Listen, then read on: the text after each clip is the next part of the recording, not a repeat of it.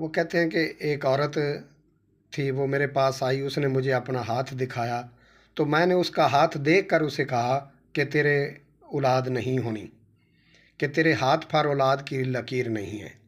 وہ کہتے ہیں کہ وہ عورت اٹھ کر کھڑی ہو گئی، وہ کہنے لگی کہ کیا یہ تیرے ہاتھ میں ہے؟ یہ تو میرے اللہ کے اختیار میں ہے۔ اور وہ مجھے چیلنج کر کے گئی کہ میں تمہیں اپنے اللہ سے اولاد لے کر دکھاؤں گی۔ وہ کہتے ہیں کہ میرے لیے بھی یہ ایکسپیرئنس بڑا عجیب تھا، تو میں نے کہا کہ میں نے تو تیرا ہاتھ دیکھا ہے، تیرے ہاتھ پر اولاد کی لکیر نہیں ہے۔ بہرحال وہ عورت چلی گئی۔ 2 سال بعد وہ آئی تو اس کے ہاں بیٹا تھا، اس کے پاس اس کا بیٹا تھا۔ وہ مجھے دکھانے کے لیے آئی اور مجھے کہنے لگی کہ یہ دیکھو میرے اللہ نے مجھے بیٹا دیا ہے۔ تو یہ ساری چیزیں اللہ پاک کے اختیار میں ہیں۔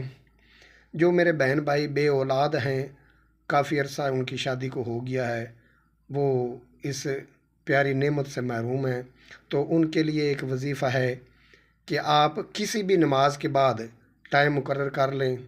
آپ نے یہ اول آخر 7 مرتبہ درود پاک اور اس کے بعد 121 مرتبہ یہ آیت پڑھنی ہے، ربی حبلی من لدنک ذریۃ طیبہ انک سمیع الدعاء، کہ اے میرے پروردگار مجھے اپنی بارگاہ سے پاکیزہ اولاد عطا فرما، بے شک تو دعا کو سننے والا ہے۔ کسی ٹائم بھی آپ یہ کسی بھی نماز کے بعد آپ یہ پڑھ سکتے ہیں، عورت ہے یا مرد ہے، آپ کسی بھی نماز کے بعد 121 مرتبہ یہ پڑھیں، اول آخر 7 مرتبہ درود پاک پڑھیں، تو انشاءاللہ اللہ تعالیٰ اپنے فضل و کرم سے آپ کو اس نعمت سے نوازیں گے۔